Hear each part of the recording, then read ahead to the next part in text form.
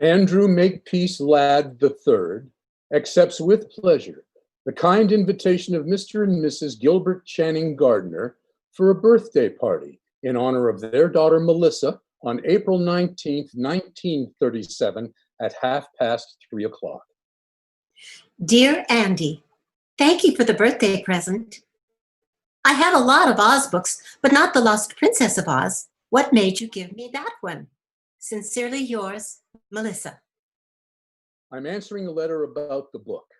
When you come into second grade with that stuck-up nurse, you look like a lost princess. I don't believe that what you wrote. I think my mother told your mother to get that book. I liked the pictures more than the words. Now let's stop writing letters. I will make my L's taller than my D's. I will close up my A's and my O's. I will try to make longer P's. Pass it on. You're funny. Will you be my Valentine? Were you the one that sent me a Valentine saying, will you be my Valentine? Yes, I sent it. Then I will be, unless I have to kiss you. When it's warmer out, can I come over and swim in your pool? No, you can't. I have a new nurse named Miss Hawthorne who thinks you'll give me infantile paralysis. Will you help me go down and get the milk and cookies during recess? I will if you don't ask me to marry you again. I will not write personal notes in class. I will not write personal notes in class. I will not. Merry Christmas and Happy New Year. Love, Andy Ladd. I made this card myself. It's not Santa Claus. It's a kangaroo jumping over a glass of orange juice. Do you like it? I like you. Melissa. My mother says I have to apologize in writing. I apologize for sneaking into the girls' bathhouse while you were changing into your bathing suit. Tell Miss Hawthorne I apologize to her too. Here is a picture I drew of you and me without our bathing suits on. Guess which one is you? Don't show this to anyone. I love you. Here is a picture of Miss Hawthorne without her bathing suit on. You can't draw very well, can you? Thank you for sending me the cactus plant and the little donkey. I've gotten lots of presents here in the hospital, and I have to write thank you notes for every one. I hate it here. My throat is sore all the time from where they cut out my tonsils. They give me lots of ice cream, though, but they also take my temperature the wrong way. Merry Christmas and Happy New Year. Why did they send you to another school this year? Merry Christmas. They think I should be with all boys. You made me promise to send you a postcard. This is it. You're supposed to write personal notes on the backs of postcards. For example, here are some questions to help you think of things to say. Do you like Lake Saranac? Is it fun visiting your grandmother? Are your parents really getting divorced? Can you swim out in the deep part of the lake? Or does Miss Hawthorne make you stay in the shallow part where it's all rolled off? Is there anybody there my age? I mean, boys? Please write answers to all these questions. No, no, yes, yes, no. Dear Melissa, remember me, Andy Ladd? They've sent me to camp so I can be with all boys again. This is a quiet hour, so we have to write home, but I've already done that, so I'm writing you.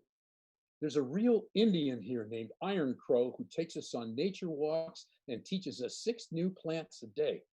This is okay, except he forgot about poison ivy. I won the backstroke, which gives me 2.5 gold stars. If I get over 50 gold stars by Parents' Day, then I win a leadership prize, which is what my father expects of me. I'm making a napkin ring in shop, which is worth 4 stars, and which is either for my mother or for you. I hope you'll write me back, because when the mail comes every morning, They shout out our names, and it would be real neat to walk up and get a letter from a girl. Help! Eek! Yipes!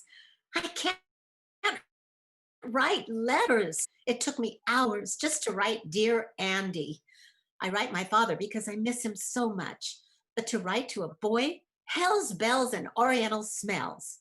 I'm sending you this picture I drew of our cat instead. Don't you just love his expression? It's not quite right, but I tried 3 times. I drew those jiggly lines around his tail because sometimes the tail behaves like a completely separate person. I love that tail. There's a part of me that feels like that tail. Oh, and here's some bad news. My mother's gotten married again to a man named Hooper McPhail. Help! Let me out of here. I like the cat. Is that the cat you threw in the pool that time when we were playing over at your house in third grade? No, that was an entirely different cat. This is a dumb Halloween card and wouldn't scare anyone, but I'm really writing about dancing school. My parents say I have to go this year, but I don't see why I have to. I can't figure out why they keep sending us away from girls and then telling us we have to be with them. Are you going to dancing school also? Just write yes or no since you hate writing. Yes. Dear Mrs. McPhail, I want to apologize to you for my behavior in the back of your car coming home last night from dancing school. Charlie and I were just goofing around, and I guess it just got out of hand. I'm sorry you had to pull over to the curb, and I'm sorry we tore Melissa's dress. My father always says that you should send me the bill, and I'll pay for it out of my allowance. Dear Andy, Mommy brought your letter up here to Lake Placid. She thought it was cute. I thought it was dumb. I could tell your father made you write it. And you and I both know that the fight in the car was really Charlie's fault. And Charlie never apologized, thank God. That's why I like him, actually. As for you, you shouldn't always do what your parents want, Andy. Even at dancing school, you're always doing just the right thing all the time. You're a victim of your parents sometimes. That's why I picked Charlie to do the rumba with me at that time, because he at least hacks around occasionally. I'm enclosing a picture I drew of a dancing bear on a chain. That's you, Andy, sometimes. I swear. I know it seems jerky, but I like writing actually.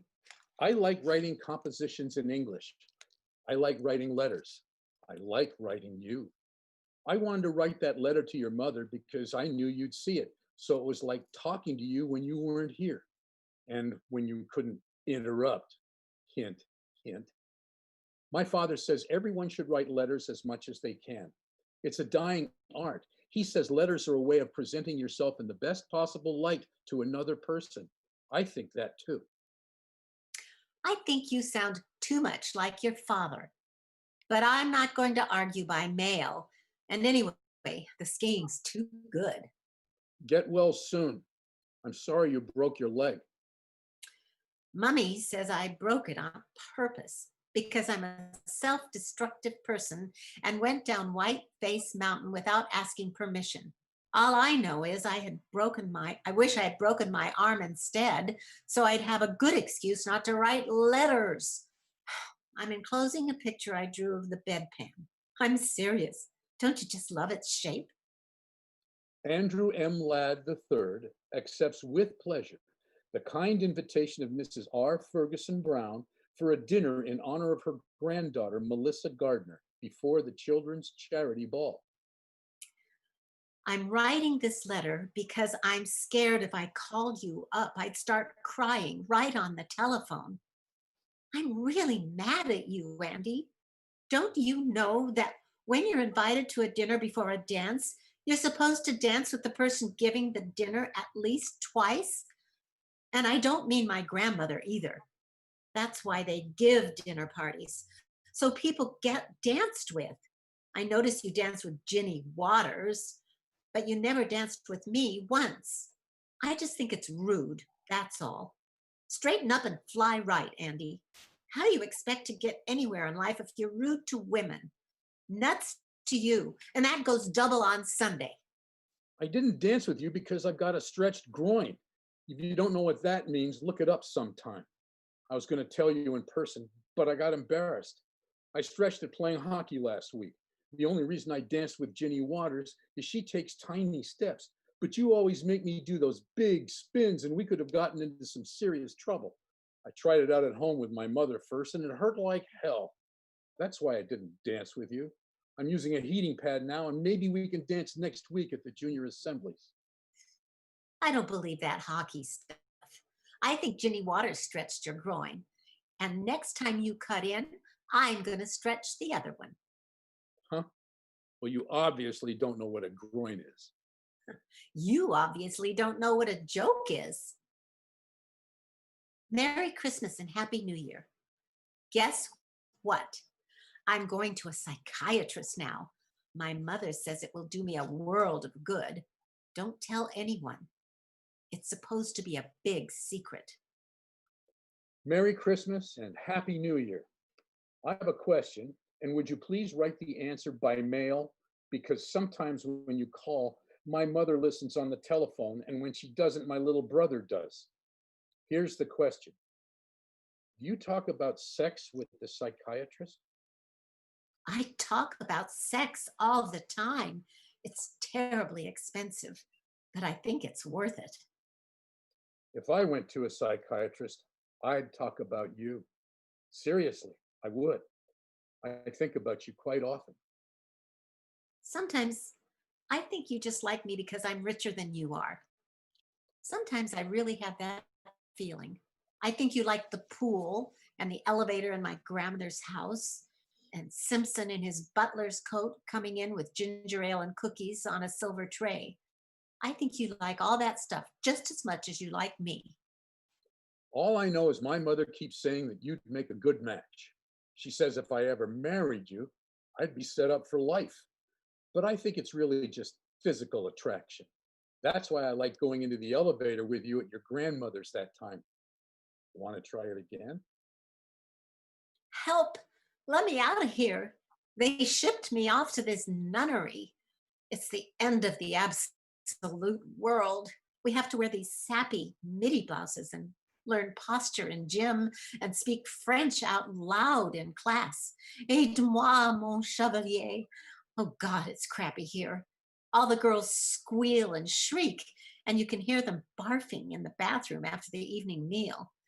We can only go to Hartford one day a week if we can find a chaperone, and if there are only two dances with boys a year, and if we're caught drinking even beer, it's wham bam onto the next train and home, which is worse. Can you come for a visit some Sunday afternoon? We can invite boys to tea from 4 to 6. There are all these biddies sitting around keeping watch, but if the weather's good, we can walk up and down the driveway before we have to sign in for evening prayers. They've made me room with this fat, spoiled Cuban bitch who has 9 pairs of shoes, and all she does is lie on her bed and listen to Finian's Rainbow. How are things in Glockamora? Who gives a shit how things are there? It's here where they're miserable. The walls of this cell are puke green, and you can't pin anything up except school banners and pictures of your stupid family. What family? Am I supposed to sit around and look at a picture of Hooper McPhail? Come save me, Andy, or at least write, just so I hear a boy's voice, even on paper. Just got your letter. They shipped me off too. Last minute decision. Your mother told my mother it would do me good. She said I was a diamond in the rough. All right, as soon as I'm smoother.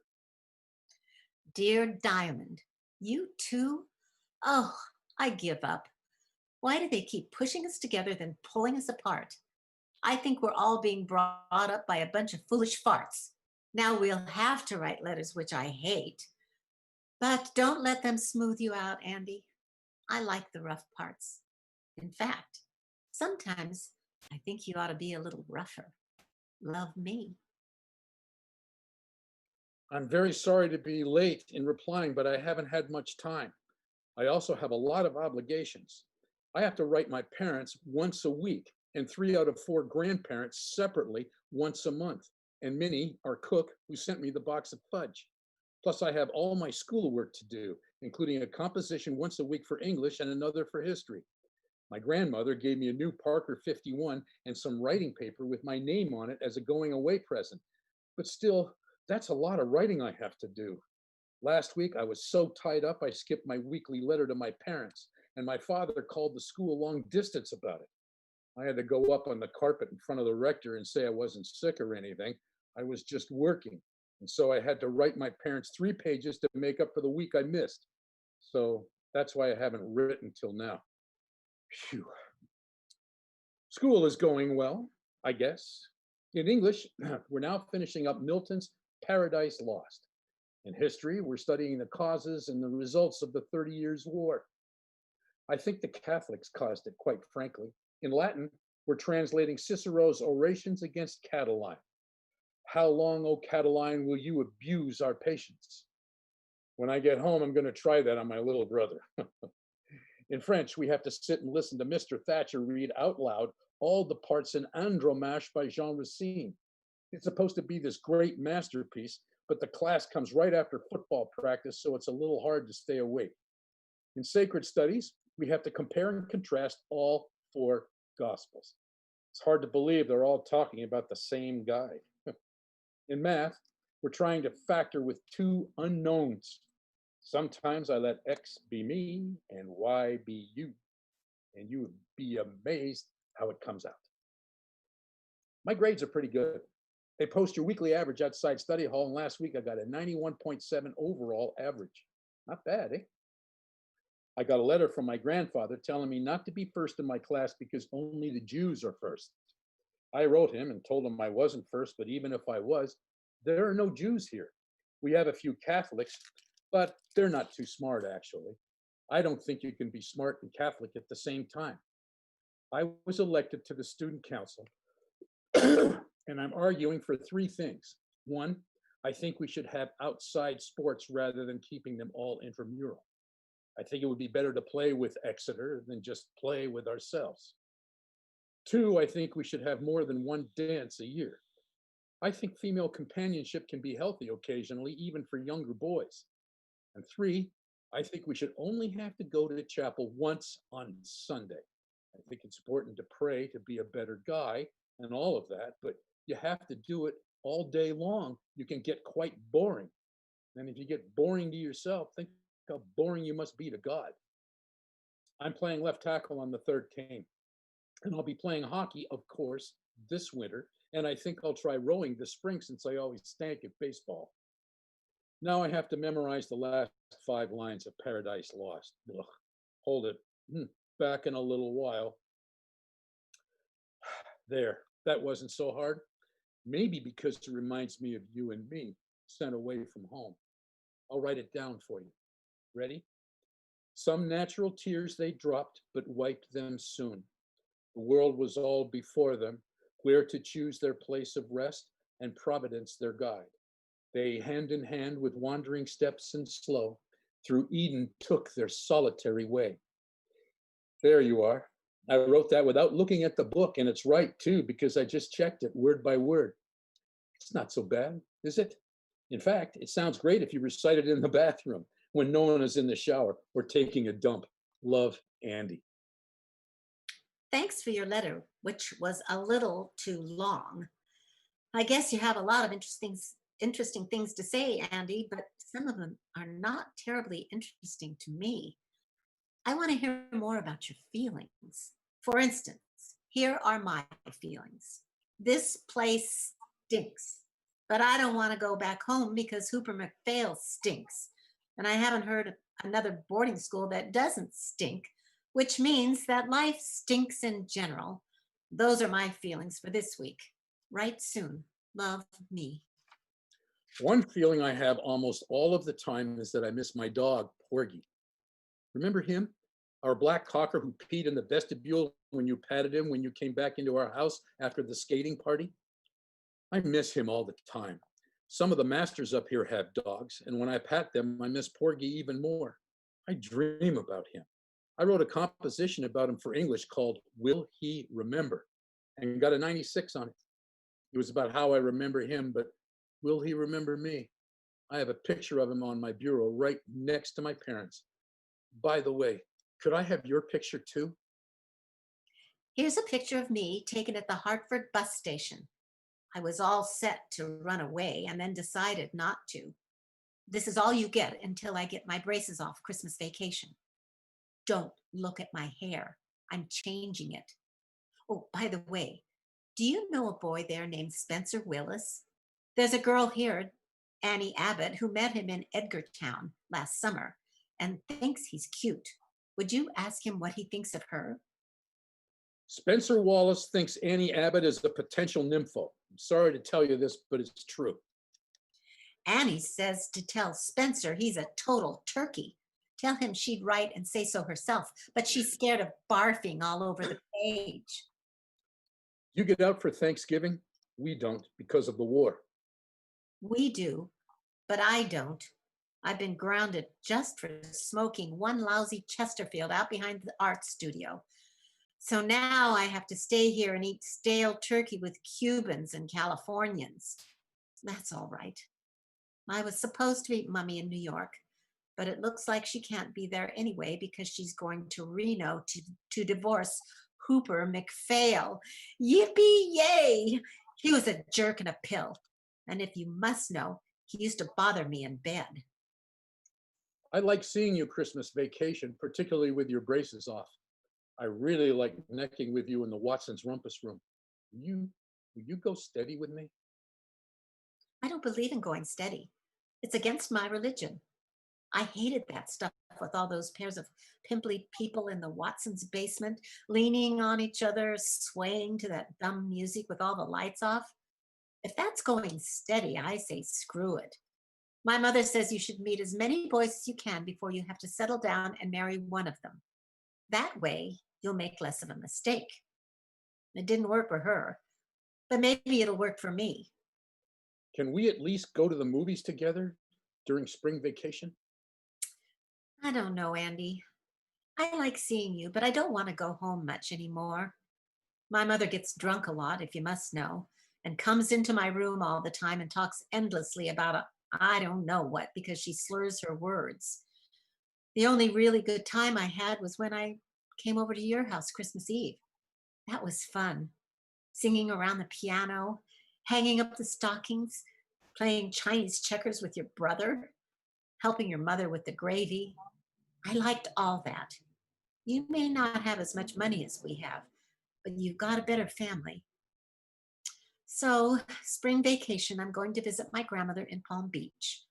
Ho hum. At least I'll get a tan. P.S. Enclosed is a picture I drew of your dog Porgy, who I remember from Christmas Eve. The nose is wrong, but don't you think the eyes are good? I'm stroking the fourth crew now. Yesterday I rode number 2 on the third. Tomorrow I may now rode number 6 on the second or number 4 on the fifth. Who knows? You get out there and work your butt off, and the launch comes alongside and looks you over. And the next day they post a list on the bulletin board saying who will row what. They never tell you what you did right or wrong, whether you're shooting your slide or bending your back or what. They just post the latest results for all to see. Some days I think I'm doing really well, and I get sent down 2 crews. One day I was obviously hacking around and they moved me up. There's no rhyme or reason. So I went to Mr. Clark, who was the head of rowing, and I said, look, Mr. Clark, there's something wrong about this system. People are constantly moving up and down and no one knows why. It doesn't seem to have anything to do with whether you're good or bad, strong or weak, coordinated or uncoordinated. It all seems random, sir. Mr. Clark said, well, that's life, Andy, and walked away. Well, maybe that's life, but it doesn't have to be life. You could easily make rules which made sense, so the good ones moved up and the bad ones moved down, and people knew what was going on. I'm serious. I'm thinking about going to law school later on. Your last letter was too much about rowing. By the way, do you know a boy there named Steve Scully? I met him down in Florida, and he said he went to your school and was on the first crew. He said he was the fastest rower in the boat. Is that true, or was he lying? I think he may have been lying. Steve Scully was lying. He doesn't even row. And if he did and rowed faster than everybody else in the same boat, he'd mess the whole thing up. He said he got to second base with you. Is that true? Steve Scully is a lying son of a bitch, and you can tell him I said so. Will you be around this summer? I think I've got a summer job caddying, so no more camp, thank God. I'll be visiting my father in California. I haven't seen him in 4 years. He has a new wife, and I have two half sisters now. It's like going to find a whole new family. Oh, I hope, I hope. Do you like California? Write me about California. How's your second family? You get my letters? I checked with your mother and I had the correct address. How come you haven't answered me all summer? Back at school now. Hope everything's okay with you. Did you get my letters out in California, or did you have a wicked stepmother who confiscated them? I don't want to talk about California, ever. For a while, I thought I had two families, but now I know I really don't have any. You're very lucky, Andy. You don't know it, but you are. But maybe I'm lucky too in another way. I was talking to Mrs. Wadsworth, who comes in from Hartford to teach us art. She says I have a real talent both in drawing and in painting, and she's going to try me out in pottery as well. She says some afternoon she's going to take me just by myself to her studio in Hartford, and we'll do life drawings of her lover in just a jockstrap. Don't laugh. She says art and sex are sort of the same thing. Dear Melissa, I have 4 questions, so please concentrate. 1, will you come up to the midwinter dance? 2, if so, can you arrive on the 11:22 Friday night train? 3, does the rector's wife have to write your headmistress telling her where you will be staying? 4, does the rector's wife also have to write your mother? The answer is yes, except who won't care. I have to tell you this right off the bat. I'm really goddamn mad at you. I invite you up here for the only dance my class has been able to go to since we got here. I meet you at the train and buy you a vanilla milkshake and bring you out to school in a taxi. I score 2 goals for you, count them 2, during the hockey game the next afternoon. I buy you the $8 gardenia corsage. I make sure your dance card is filled with the most regular guys in the school. And then what happens? I now hear that you sneaked off with Bob Bartram during the Vienna waltz and necked with him in the coat room. I heard that from 2 guys. And then Bob himself brought it up yesterday at breakfast. He says he French kissed you and touched both your breasts. I tried to punch him, but Mr. Enbody restrained me. I'm really sore, Melissa. I consider this a betrayal of everything I hold near and dear, particularly since you would hardly even let me kiss you goodnight after we had cocoa at the rector's. And you know what I'm talking about, too. So don't expect any more letters from me or any telephone calls either during spring vacation. Sincerely yours. Sorry, sorry, sorry. Oh, I am. I hate that Bob Bartram. I hated him even when I necked with him. I know you won't believe that, but it's true. You can be attracted to someone you hate. Well, maybe you can't, but I can. So, all right, I necked with him, but he never touched my chest. And if he says he did, he should be strung up by his testicles. You tell him that for me at breakfast. Anyway, I got carried away, Andy, and I'm a stupid bitch, and I'm so sorry. I felt so guilty about it that I didn't want to kiss you after the cocoa. And besides, Andy, gulp. Um, how do I say this? With you, it's different. You're like a friend to me. You're like a brother. I've never had a brother, and I don't have too many friends. So you're both, Andy. You're it. My mother says you must never say that to a man, but I'm saying it anyway, and it's true.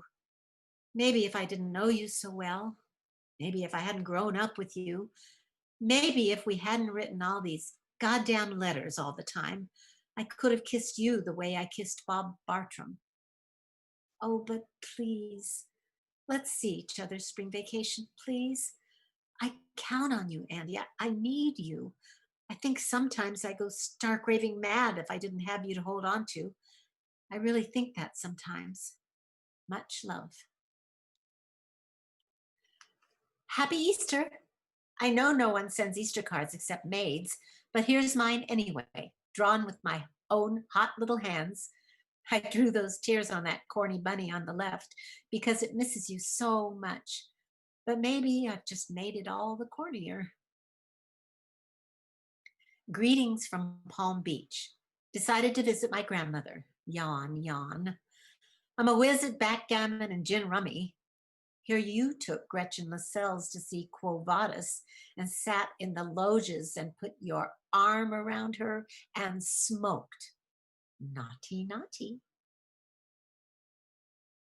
Back at school, but not for long, that's for sure. Caught nipping gin in the woods with Bubbles Harriman. Have to pack my trunk by tonight and be out tomorrow. Mummy's frantically pulling strings all over the eastern seaboard for another school. Mrs. Wadsworth, my art teacher, thinks I should chuck it all and go to Italy and study art. What do you think? Oh, please write, Andy, please. I need your advice. Or are you too busy thinking about Gretchen Lascelles? To answer your question about Italy, I think you're too young to go. My mother said she had a roommate once who went to Italy in the summer, and the Italians pinched her all the time on the rear end. Mother says she became thoroughly overstimulated. So I think you should go to another school, graduate, go to college, and maybe after that, when you're more mature, you could go to Italy. That's my advice for what it's worth, which is probably not much the way things are going between you and me. Here I am at Emma Willard's Academy for Young Lesbians. Help! Let me out of here. Plus ça change, plus c'est la same shit. Are you coming straight home this June? Because I am. I want to see you. Or are you still in love with Gretchen Lascelles? For your information, I'm not taking Gretchen Lascelles out anymore. I brought her home after the Penny's party, and my father caught us on the couch. He told me that he didn't care what kind of girls I took out as long as I didn't bring them around my mother, even though my mother was up in bed. Still, I guess Gretchen can be embarrassing to older people. I hope to see you in June then. Can't come home in June, sorry. I have to go and be a counselor at the school camp for poor kids from the urban slums. I'm vice president of my class now, and I'm supposed to set an example of social responsibility all through July. I'll be writing you letters, though, and I hope you'll write me. I don't want to write letters all the time. I really don't. I want to see you. You just need to have more confidence in your letter writing ability. Sometimes you manage to attain a very vivid style. Won't you please just stop writing about writing and come home and go to the Campbell's sports party before you go up to that stupid camp? Please. I behave better when you're around in person. Please. Greetings from New Hampshire. This card shows the town we're near, where we sneak in and buy beer. We're cleaning the place up now and putting out the boat docks and caulking the canoes because the kids arrive tomorrow. Gotta go right soon. I miss you. I really wish you would come to the Campbell's sports party. Dear Melissa, Sandy McCarthy arrived from home for the second shift here at camp, and he told me all about the Campbell sports party. He said you wore a two-piece bathing suit and ran around goosing girls and pushing boys into the pool. Do you enjoy that sort of crap? He said the other girls were furious at you. Don't you want the respect of other women? Sandy also said you let Bucky Zeller put a tennis ball into your cleavage. Are you a nympho or what? Don't you ever like just sitting down somewhere and making conversation? Sandy says you're turning into a hot box. Do you like having that reputation? Hell, I thought there was a difference between you and Gretchen Lascelles. Maybe I was wrong. Don't you care about anything in this world except hacking around? Don't you feel any obligation to help the poor people, for example? Sometimes I think your big problem is you're so rich, you don't have enough to do. And so you start playing grab ass with people. I'm sorry to say these things, but what Sandy told me really made me slightly disgusted, frankly. I wrote you a letter from New Hampshire. Did you read it? Are you there or are you visiting your grandmother or what? Are you sore at me? Nah, I bet you're sore at me. I'm sorry. I apologize. I'm a stuffy bastard sometimes, aren't I? Well, the hell with you then. Ooh, big, tough Andy, using four-letter words like hell. Screw you. Oh, don't you wish you could? Everyone else seems to be. Don't believe everything you read in the papers. Dear Andrew Makepeace Ladd the Turd, I just want you to know you hurt me very much. I just want you to know that. Now let's just leave each other alone for a while, all right? All right. Dear Melissa, my mother wrote me that your grandmother had died. Please accept my deepest sympathies. Thank you for your note about my grandmother. I loved her a lot, even though she could be a little boring. Congratulations on getting into Briarcliff. I hear it's great.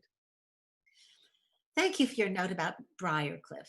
It's not great, and you know it. In fact, it's a total pit, but it's close to New York, and I can take the train in and take drawing at the Institute 3 days a week. And in 2 years, if I stick it out, Mummy's promised that I can go live in Florence. I hope you like Yale.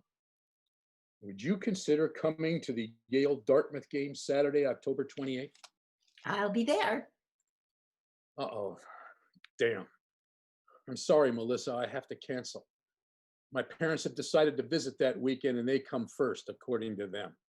My mother says she'd love to have you with us, but my father thinks you can be somewhat distracting.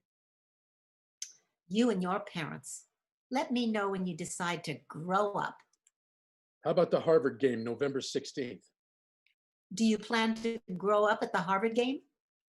Give me a chance. I might surprise you. Okay, let's give it a try. You should know that I'm even richer now than when you said I was rich, thanks to poor Granny. I plan to drive up to the front gate of Calhoun College in my new red Chrysler convertible and sit there stark naked, honking my horn and drinking champagne and flashing at all the freshmen. Here's the schedule. We'll have lunch at Calhoun around noon, then drive out to the game. Then there's a sea breeze party at the Fence Club afterwards and an eggnog brunch at St. Anthony's the next day. I'll reserve a room for you at the Taft or the Duncan, probably the Taft, since the Duncan is a pretty seedy joint. Make it the Duncan. I hear the Taft is loaded with parents, all milling around the lobby, keeping tabs on who goes up in the elevators. Can't wait till the 16th. The Duncan it is. Hubba hubba, Goodyear rubber. Dear Andy, this is supposed to be a thank you note for the Yale Harvard weekend, but I don't feel like writing one, and I think you know why. Love, Melissa. Dear Melissa, I keep thinking about the weekend. I can't get it out of my mind. It wasn't much good, was it? I don't mean just the Duncan. I mean the whole thing. We didn't really click, did we? I always had the sense that you were looking over my shoulder, looking for someone else, and ditto with me. Both of us seemed to be expecting something different from what was there. As for the Hotel Duncan, I don't know. Maybe I had too many sea breezes, maybe you did. But what I really think is that there were too many people in that hotel room. Besides you and me, it seemed my mother was there egging us on, and my father shaking his head, and your mother zonked out on the couch, and Miss Hawthorne and your grandmother sitting on the sidelines watching us like hawks. Anyway, I was a dud. I admit it. I'm sorry. I went to the infirmary on Monday and talked to the doctor about it. And he said these things happen all the time, particularly when there's a lot of pressure involved. The woman doesn't have to worry about it so much, but the man does. Anyway, it didn't happen with Gretchen Lascelles. You can write her and ask her about it if you want. You know what I think is wrong? These letters, these goddamn letters. That's what's wrong with us, in my humble opinion. I know you more from your letters than I do in person. Maybe that's why I was looking over your shoulder. I was looking for the person who's been in these letters all these years, or for the person who's not in these letters. I don't know. And all I know is you're not quite the same when I see you, Andy. You're really not. I'm not saying you're a jerk in person. I'm not saying that at all. I'm just saying that all this letter writing has messed us up. It's a bad habit. It's made us seem like people we're not.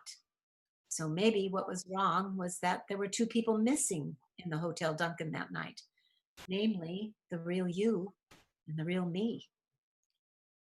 Whatever the matter is, we're in real trouble, you and I. That I realize. So now, what do we do about it? Maybe we should just concentrate on dancing together. Then we can still hold each other and move together and get very subtly sexy with each other and not have to deliver the goods all the time, if you know what I mean. Come to think of it, maybe that's why they sent us to dancing school in the first place. Maybe that's why dancing was invented. At least we should stop writing letters. You could start telephoning me, actually. Here is our dorm number, Wilson 12486. Uh, I hate talking to you on the telephone. Yours is in the hall and ours is right by the college dining room. People are always coming and going and making cracks. Telephoning is not letter writing at all. I called the telephone company and they've put a private phone in my room, Rogers 22403. It's sort of expensive, but at least we can talk. The reason I'm writing is because your phone's always busy, or else ours is, and I can't afford a private one. Maybe we should just start writing letters again. No, letters, please. Now order that telephone. I'll lend you the dough. Just think about it. You can talk back and forth and hear someone's real voice and get to know someone in life rather than on writing paper, for God's sake. Now get that phone, please. I'm writing because when I telephone, you just hung up on me. One thing about letters, you can't hang up on them. You can tear up letters, though. Enclosed are the pieces. Send them to Angela Atkinson at Sarah Lawrence. What the hell is the matter? I hear you're writing long letters twice a week to Angela Atkinson. That's what's the matter. Okay, here goes. The reason I'm writing Angie Atkinson is because I just don't think I can stop writing letters, particularly to girls. As I told you before, in some ways I feel most alive when I'm holed up in some corner writing things down. I pick up a pen and almost immediately everything seems to take shape around me. I love to write. I love writing my parents because then I become the ideal son. I love writing essays for English because then I am for a short while a true scholar. I love writing letters to the newspaper, notes to my friends, Christmas cards, anything where I have to put down words. I love writing you most of all. I always have. I feel like a true lover when I'm writing you. This letter, which I'm writing with my own hand, with my own pen, in my own penmanship, comes from me and no one else, and is a present of myself to you. It's not typewritten, though I've learned how to type. There's no copy of it, though I suppose I could use a carbon. And it's not a telephone call, which is dead as soon as it's over. No, this is just me the way I write, the way my writing is, the way I want to be to you, giving myself to you across a distance, not keeping or retaining any part of it for myself, giving this piece of myself to you totally. And you can tear me up and throw me out, or keep me and read me today, tomorrow, anytime until you die. Oh boy, Andy. Love, Melissa. No, I meant what I wrote in my last letter. I've thought about it. I thought about all those dumb things which were done to us when we were young. We had absent parents, slapping nurses, stupid rules, obsolete schooling, empty rituals, hopelessly confusing sexual customs. Oh my God, when I think about it now, it's almost unbelievable. It's a fantasy. It's like back in the Oz books, the way we grew up. But they gave us an out in the land of Oz. They made us right. They didn't make us write particularly well, and they didn't always give us important things to write about, but they did make us sit down and organize our thoughts and convey those thoughts on paper as clearly as we could to another person. Thank God for that. That saved us, or at least saved me. So I have to keep writing letters. If I can't write them to you, I have to write them to someone else. I don't think I could ever stop writing completely. Now, can I come up and see you next weekend? Or better yet, won't you please escape from that suburban Sing Sing and come down here and see me? I wrote my way into this problem, and God damn it, I'm writing my way out. I'll make another reservation at the Hotel Duncan, and I promise I'll put down my pen and give you a better time. Dear Andy, guess what? Right while I was in the middle of reading your letter, Jack Duffield telephoned from Amherst and asked me for a weekend up there. So I said yes before I got to where you asked me. Sorry, sweetie, but it looks like the telephone wins in the end. Dear Melissa, somehow I don't think this is the end. It could be, but I don't really think it is. At least I hope it isn't. Love, Andy.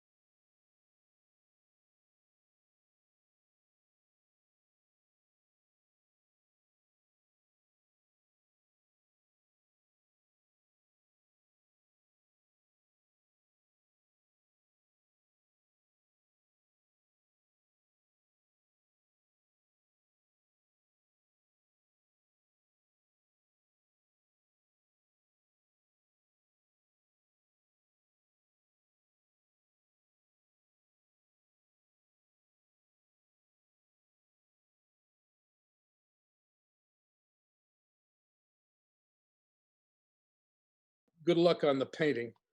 Go slow on the other things. Merry Christmas. Buon Natale. Happy birthday. Mother wrote you won an art prize in Perugia. She said it was a big deal. Congratulations.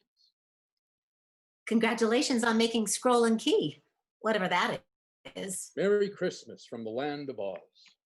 Feliz Navidad from the Costa del Sol. Happy birthday from the Sterling Library. Here you graduated summa cum laude with all sorts of prizes. Sounds disgusting. Anchors aweigh. Here I am looking like Henry Fonda and Mr. Roberts, writing this during the mid-watch on the bridge of a giant attack aircraft carrier, churning through the Mediterranean in the wake of Odysseus and Lord Nelson and Richard Halliburton. You'll be pleased to know our guns are loaded, our planes in position, and our radars constantly scanning the skies, all designed simply and solely to protect you against communism. The next time you see me, I want you to salute. I should have known you'd join the Navy. Now you can be once again with all boys. We come into La Spezia in January. Could we meet? Sorry, I'll be in Zermatt in January. Ship will be in Mediterranean all spring. We'll come into Naples March 3rd, 4th, or 5th. How about standing on the pier and waving at us? As the French say, je suis désolé. I'm meeting Mother in Paris in March. Why don't you sail up the Seine? Merry Christmas from Manila. I've been transferred to an admiral's staff. Happy New Year from Aspen. What are you doing in Aspen? Going steadily downhill. Hello from Hong Kong. Goodbye to San Francisco. Konnichiwa. Ohayo gozaimasu. Shore duty in Japan. Hey, you. Rumor hath it you're hooked up with some little Jap bar girl out there. Say it isn't so. Mother wrote you're living with some Japanese geisha girl and your family's all upset. Is that true? Did you get my letter? You're so far away and your Navy address is so peculiar that I'm not sure I'm reaching you. I hear you're seriously involved with a lovely Japanese lady. Would you write me about her? Merry Christmas and Happy New Year. I thought you might appreciate this card. It's a print by the 19th century artist Hiroshige. It's called Two Lovers Meeting on a Bridge in the Rain. Love, Andy. Hey, you sly dog. Are you getting subtle in your old age? Are you trying to tell me something? If so, tell me more. I told my psychiatrist about the great love affair you're having in Japan. I said I felt terribly jealous. He said that most American men have to get involved with a dark skinned woman before they can connect with the gorgeous blonde goddesses they really love. He brought up James Fenimore Cooper and Faulkner and John Ford movies and went on and on. Is that true? Write me what you think. I'm dying to hear from you. Did you get my last letter? I hope I didn't sound flip. Actually, I've just become involved with someone too. His first name is Darwin, and he works on Wall Street where he believes in the survival of the fittest. I'd love to hear from you. Your mother told my mother that you've decided to marry your Japanese friend and bring her home. Oh no, gasp, sob, sigh. Say it isn't so. I've decided to marry Darwin. He doesn't know it yet, but he will. Won't you at least wish me luck?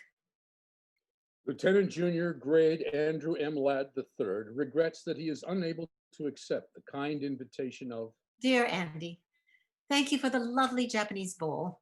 I'll put flowers in it when you come to visit us. If you come to visit us, and if you bring flowers. Maybe you'll just bring your Japanese war bride and we can all sit around and discuss Rashomon. I know you'll like Darwin. When he laughs, it's like Pinocchio turning into a donkey. We're living in a carriage house in New Canaan, close to the train station, and I've got a studio all of my own. P.S. Won't you please write me about your big romance? Mother says your parents won't even talk about it anymore. Dear Melissa, I'm writing to tell you this. Outside of you, and I mean outside of you, this was probably the most important thing that ever happened to me. And I mean was, because it's over, it's gone, and I'm coming home. And that's all I ever want to say about it. Never again. Mr. and Mrs. Darwin H. Cobb announced the birth of their daughter, Francesca. Many congratulations on the baby. Harvard Law School yet? Are you getting all stuffy and self-important? As you know, I've always liked to write letters. I decided I might do better trying to write laws, which, after all, are the letters that civilization writes to itself. Yes, you are getting all stuffy and self-important. Come and have a drink with us sometime. We're right on the way to New York, and sooner or later, everyone comes to New York. Read the New York Times account of your show in Stamford. Sounds like you were causing a series of seismic shocks up and down the Merritt Parkway. Don't joke about my work. There's more there than what they said in your goddamn Bible, the New York Times. Enclosed, see what other critics said. Notice they think I'm good. I am too. Or I could be if I can only focus. Sorry. I know that you're good. I've always known it. Here you made law review, whatever that means. I assume you review laws. I wish you'd review some of the marriage laws. Just a quick note. Are you in any trouble? I don't understand your last note. We're fine. All fine. Everyone's fine. Congratulations on baby number 2. Number 2 is the perfect way to describe this particular baby. Greetings from Washington. Here clerking for a Supreme Court justice, which isn't quite as fancy as it sounds. Dear Andy, I was very sorry to hear about the death of your father. I know he was a great influence on you, and I know you loved him very much. I also know he didn't like me. I'm sure he thought I was bad for you, and I probably was. Still, he was a good, decent man, and I always knew where I stood with him when you'd bring me home to your family, back in the old days, back in the land of Oz. I wish I'd had a father like that. Please accept my deepest sympathies. Love, Melissa. Dear Melissa, thank you for the note on my father. I did love him. He was a classy guy, the best of his breed. Even now he's gone, I can still hear him reminding me of my obligations to my family, my country, and myself in roughly that order. All my life, he taught me that those born to privilege have special responsibilities, which is why I suppose I came home alone from Japan, why I chose the law, and why I'll probably enter politics at some level sometime on down the line. Thanks for writing. Love, Andy. Merry Christmas. I'm enclosing a snapshot Mother took of me and the girls. Don't I look domestic? Stop looking at my hair. By the way, you'll notice you know who is not in the picture. Thanks for the Christmas card. Are you in any trouble? Greetings from Reno. Could I stop by Washington on my way back east? Let me know when you're coming. You can meet Jane. Jane? I'm going out with a great girl named Jane. Melissa Gardner Cobb regrets that she will be unable to accept the kind invitation of... Dear Melissa, had to add my 2 cents worth to Jane's thank you note for the wedding present. Guess who is jealously peeking over my shoulder to make sure this isn't a love letter? First of all, thanks for the present, whatever it was. Ah, a tray. I'm now told it was a tray, a hand-painted tray, hand-painted by you, I'll bet. Anyway, thank you. I hope all goes well with you as it does with us. We'll be moving to New York in the fall. I've got a job with one of those high-powered law firms. It'll probably be stuffy as hell for a while, but I'll learn the ropes. Besides, it's in my home state and might be a good jumping off place for something political a little way down the line. We both want you to come to dinner once we're settled in, and don't say you never come to New York. Sooner or later, everyone comes to New York, as someone wrote me once long ago. Merry Christmas from us to you. Where are you these days? Happy birthday. See? Even a married man never forgets. Get well soon. Mother wrote that you had some difficulty. I hope it's not serious and by now you're feeling fine. I can't remember exactly what 1 dozen red roses are supposed to say, but here they are, and I hope they say cheer up. Hey, I sent you some flowers a while back. Did you receive them? Are you all right? Dear Andy, yes, I'm all right. Yes, I got your flowers. Yes, I'm fine. No, actually, I'm not fine. And they tell me I've got to stop running around saying I am. I'm here at this posh joint outside Boston, drying out for $155 a day. One of my problems is that I got slightly too dependent on the Kickapoo joy juice, a habit which they tell me I picked up during the party days back in our town. Another is that I slide into these terrible lows. Mommy says I drag everybody down, and I guess she's right. Anyway, the result is that my ex has taken over custody of the girls, and I'm holed up here popping tranquilizers, talking my head off in single and group psychiatric sessions, and turning into probably the biggest bore in the greater Boston area. Have you thought about doing some painting again? That might help. Did you get my note about taking up art? You were good and you know it. You should keep it up. I did get your note. I have taken it up, and it helps, really. Thank you. I'm channeling my rage, enlarging my vision, all that. I hope all goes well with you, and wait, hold it. I'm looking it up in my little black book. Ah, aha, Jane. It's Jane. I hope all's well with you and Jane. Merry Christmas from Andy and Jane Ladd and Andrew the Fourth. Guess the name of the dog. Porgy. You got it. Merry Christmas from San Antonio. I'm trying the Southwest. I can see the most incredible shapes from my bedroom window, and there's also a pretty incredible shape now sleeping in my bed. Season's greetings from the Ladd family. Mother wrote you were planning on getting married again. I was. I did. I'm not now. Donner, Rhodes, and McAllister announced the appointment to partnership of Mr. Andrew M. Ladd III. Dear Andy, now you're such a hotshot lawyer. Could you help me get my children back? Darwin hardly lets me near them, and when he does, they behave as if I'm some contagious disease. I wasn't much of a mother, but maybe I could improve if I just had the legal responsibility. Better stay out of this one. Our past connection's a conflict of interest. Hello from Egypt. I'm trying to start again in the cradle of civilization. Christmas greetings from the Ladds. Andy, Jane, Drew, Nicholas, and Ted, and of course, Porgy. I'm thinking of moving to Los Angeles. Do you know anyone in Los Angeles? Does anyone know anyone in Los Angeles? Joy to the world from all the Ladds. Note our new address. Merry Christmas.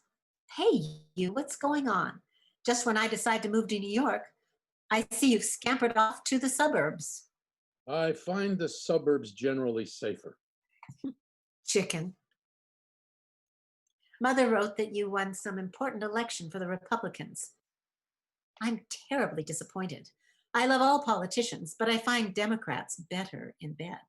I'm a liberal Republican with a strong commitment to women's rights. Doesn't that count?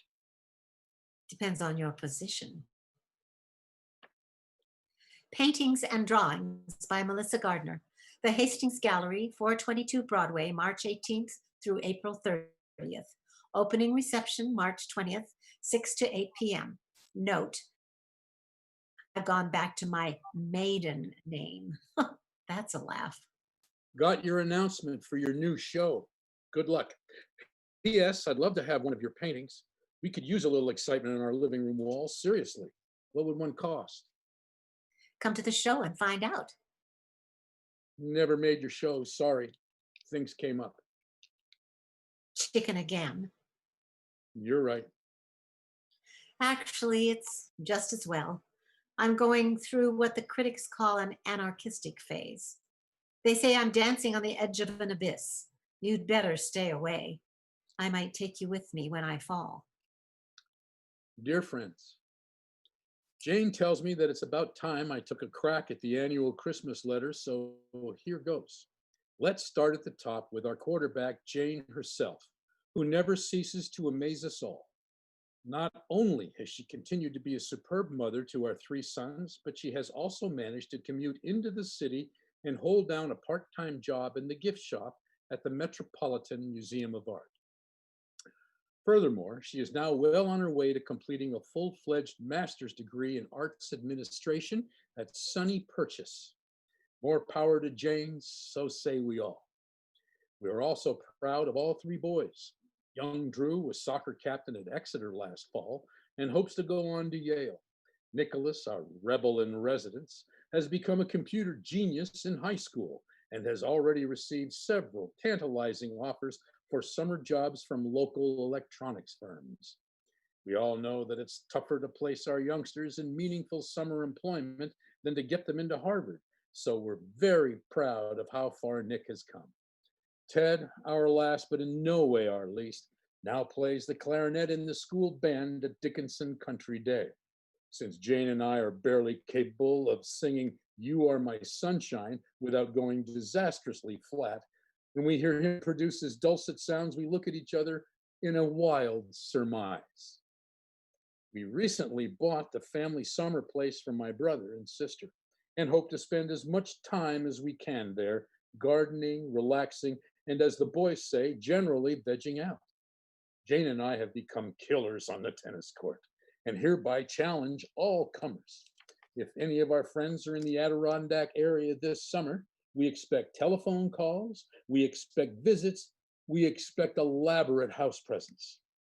I've enjoyed very much serving on the state legislature.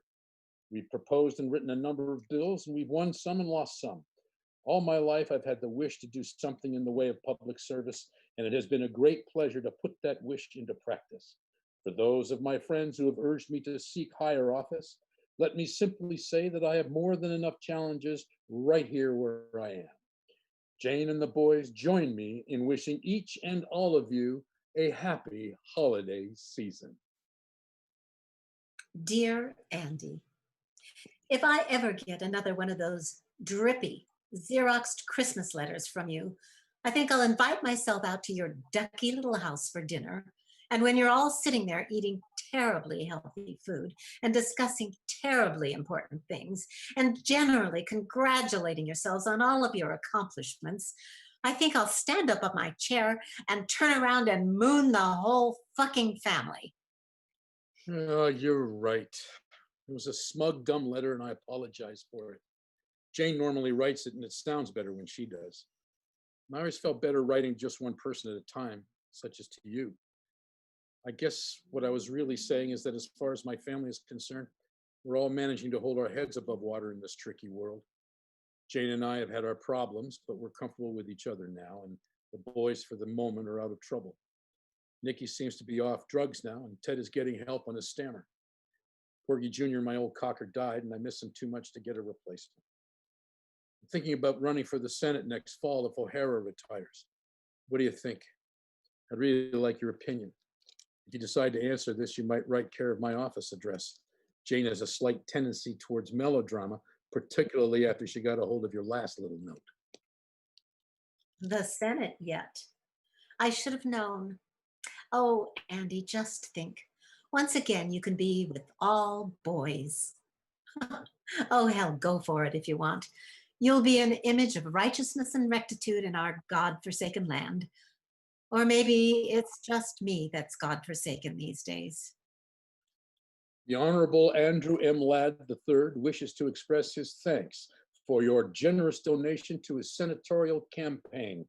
You sent too much, Melissa. You didn't need to. Greetings from Silver Hill. Slight regression in the liquor department. They say it's in the genes. Lord knows my mother has the problem, and my father too in the end. Anyway, I'm working on it. Darwin is being a real shit about the girls. He's cut down my visitation rights, so when you get to Washington, I want you to write a special law about vindictive ex-husbands, banishing them to lower Slobovia forever and ever. Amen. Season's greetings from Senator and Mrs. Andrew M. Ladd and family. Season's greetings indeed. Huh. Is that all you can say to me after 40 years? I'm warning you, Andy, keep up that shit. And I swear I'll come down and moon the whole Senate. Sorry. My staff sent that out. Merry Christmas, old friend. How are you? Where are you these days? Living in New York, alone for a change. But the big question is, who am I these days? That's the toughie. I keep thinking about the strange old world we grew up in. How did it manage to produce both you and me? A stalwart, upright servant of the people, and a boozed out, cynical, lascivious old broad. The best and the worst, that's us.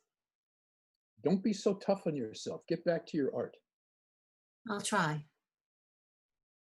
Merry Christmas, Happy New Year, and much love. Much love? Much love? God, Andy, how sexy. Remember how much that meant in our preppy days? If it was just love, you were out in the cold. And if it was all my love, you were hemmed in for life.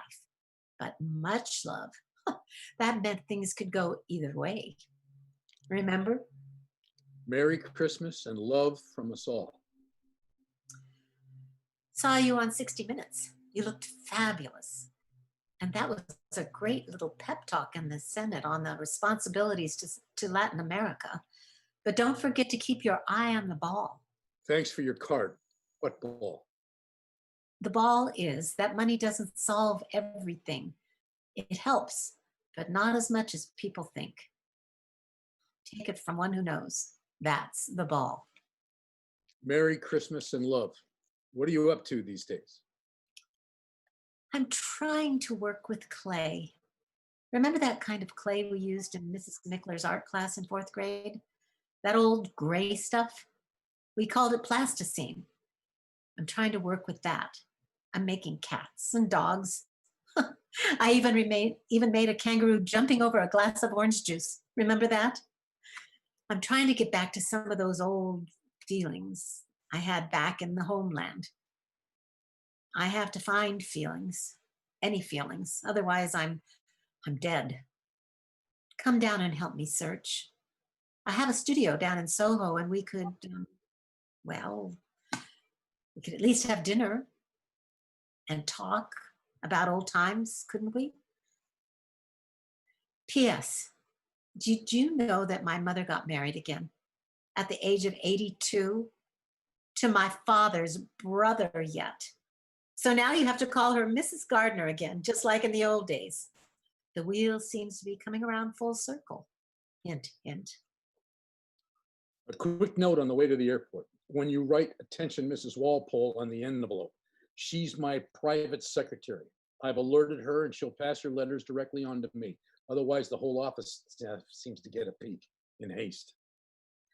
I'm having a show opening January 28th through February 25th. Won't you come? I'd love to have you see it, see what I've been up to. Maybe it'll ring a few old bells. No, I can't make it. I'll be on an official office visit to the Philippines most of February, and then a week spring skiing at Stowe with the boys. Good luck. How did the show go? Haven't heard from you. Tell me about the show. I want to hear from you, please. The show stank. The crowd hated it. The critics hated it. I hated it. It was nostalgic shit. You can't go home again, and you can quote me on that. I'm turning to photography now, realism. That's my bag. The present tense.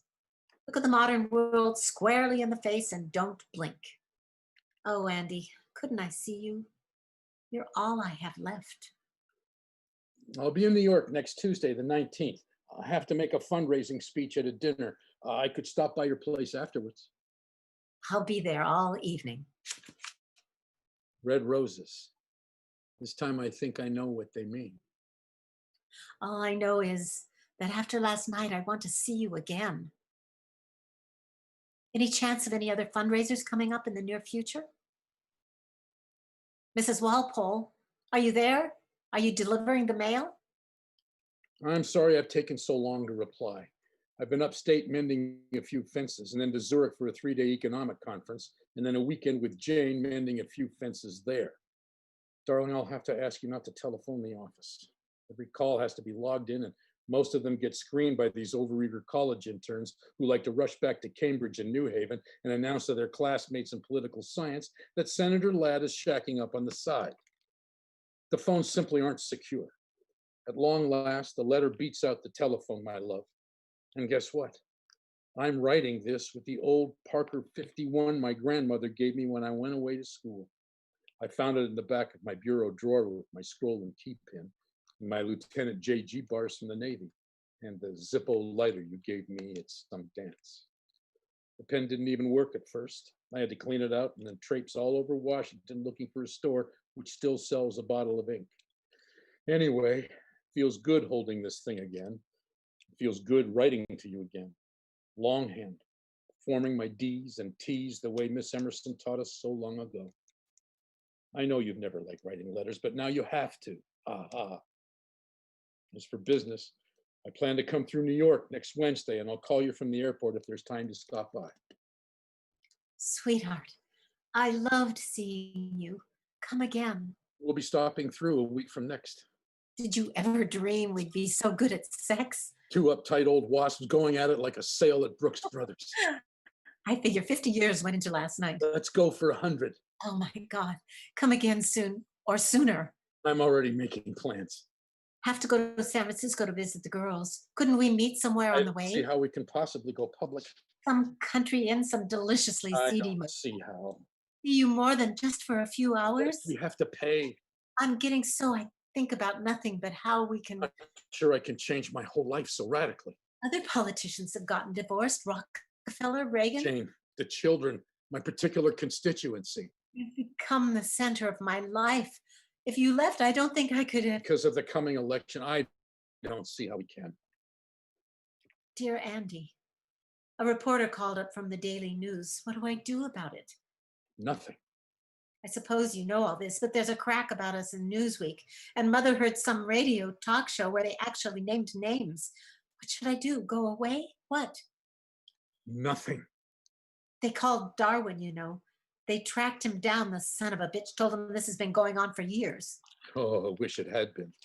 Now they're telephoning. What do I say? Say we're good old friends. Friends I like. Good I like. Old I'm beginning to have problems with. Then don't say anything at all. Hang up. This too shall pass. Will I be seeing you again? Better not for a while. I meant after the election. Better lie low for a while. I miss you terribly. Better lie low. I need you, Andy. You're my anchor man these days. Without you, I'm not sure I can. Hold on now. Hold on. Just hold on. Where were you? I waited 3 hours hoping that you'd at least call. Don't tell her. Please don't. Mrs. Walpole was sick that day, and I haven't seen you in over a month now. coming election. Surely you could at least take time out to. If I want to be reelected, I need you. I need to be with you. I don't know if I can. the election, the election. I haven't heard from you in 6 weeks, Andy. Are you trying to tell me something, Andy? Is this it, Andy? Congratulations on a landslide victory. Love, Melissa. Can we meet at your place next Sunday night? Oh, thank God. I meant that we have to talk, Melissa. Uh-oh. Talk. I'm scared of talk. In fact, I dread it. Dearest Melissa, are you all right? That was a heavy scene last Sunday, but I know I'm right. You've got to go one way or the other, and the other leads nowhere. I know I sound like a stuffy prick, but I do feel I have a responsibility to Jane and the boys, and now, after the election, to my constituency, which had enough faith and trust in me to vote me back in despite all that crap in the newspapers. And it wouldn't work with us anyway in the long run, sweetheart. We're too old. We're carrying too much old baggage on our backs. We'd last about a week if we got married, but we can still write letters, darling. We can always do that. Letters are still our strength and our salvation. Mrs. Walpole is still with us, and there's no reason why we can't continue to keep in touch with each other in this wonderful old way. I count on your letters, darling. I always have. And I hope you will count on mine. Are you there? I keep putting please forward on the envelopes, but who knows? Now I've even resorted to the telephone, but all I get is your damn machine. Please, I need to hear from you. Senator and Mrs. Andrew M. Ladd III and family send you warm holiday greetings and every good wish for the new year. Andy Ladd, is that you? Blow-dried and custom-tailored and jogging trim at 55? Hiding behind that lovely wife with her heels together and her hands folded discreetly over her snatch. And is that your dog, Andy? Huh, I see you've graduated to a golden retriever. And are those your sons and heirs? And help, is that a grandchild nestled in someone's arms? Oh, God, Andy, you look like the Holy Family. Season's greetings and happy holidays, and even Merry Christmas, Senator Ladd. We who are about to die salute you. Just reread your last note. What is this we who are about to die stuff? May I see you again? I want to see you again, if I may. Dear Mrs. Gardner, I seem to have lost touch with Melissa again. I wonder if you might send me her latest address. Dear Melissa, your mother wrote that you'd return to the land of Oz. I'm flying up next Thursday to see you. No, please don't. Please stay away. I've let myself go. I'm fat, I'm ugly, my hair is horrible. I'm locked in at the funny farm all week, and then Mother gets me on weekends if I'm good. They've put me on all sorts of new drugs, and half the time I don't make sense at all. I can't even do finger painting now without fucking it up. My girls won't even talk to me on the telephone now. They say I upset them too much. Oh, I've made a mess of things, Andy. I've made a total ghastly mess. I don't like life anymore. I hate it. Sometimes I think that if you and I had just, if we had just, oh, but just stay away, Andy, please. Arriving Saturday morning. We'll meet you at your mother's. Don't. Don't want to see you. I won't be there. I'll be gone. Andy, I swear, I'll be gone. Dear Mrs. Gardner, I think the first letter I ever wrote was to you, accepting an invitation for Melissa's birthday party. Now I'm writing you again about her death. I want to say a few things on paper I couldn't say at her funeral, but both when I spoke and when you and I talked afterwards. As you may know, Melissa and I managed to keep in touch with each other most of our lives, primarily through letters. Even now, as I write this letter to you, I feel I'm writing it also to her. Ah, you're in your element now, Andy. We had a complicated relationship, she and I, all our lives. We went in very different directions. But somehow, over all those years, I think we managed to give something to each other. Melissa expressed all the dangerous and rebellious feelings I never dared admit to. Now he tells me. And I like to think that I gave her some sense of balance. Balance? Oh, hell, I give up. Have it your way, Andy. Balance. Most of the things I did in life, I did with her partly in mind. And if I said or did an inauthentic thing, I could almost hear her groaning over my shoulder. But now she's gone. I really don't know how I get along without her. You'll survive, Andy. I have a wonderful wife, fine children, and a place in the world I feel proud of. But the death of Melissa suddenly leaves a huge gap in my life. Oh, now, Andy. The thought of never being able to write to her, to connect to her, to get some signal back from her, fills me with an emptiness which is hard to describe. Oh, Andy, stop. I don't think there are many men in this world who have had the benefit of such a friendship with such a woman. But it was more than friendship, too. I know now that I loved her. I loved her even from the day I met her, when she walked into second grade, looking like the lost princess of Oz. Oh, Andy, please. I can't bear it. I don't think I've ever loved anyone the way I loved her. And I know I never will again. She was at the heart of my life. And already I missed her desperately. I just wanted to say this to you and to her. Sincerely, Andy Ladd. Thank you, Andy.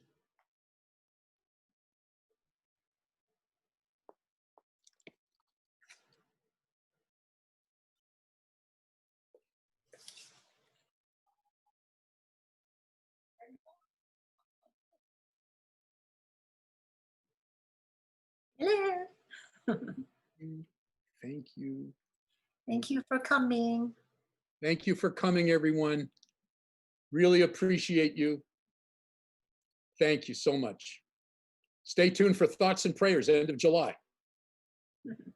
Thank you, Lois. Thank you, Jack.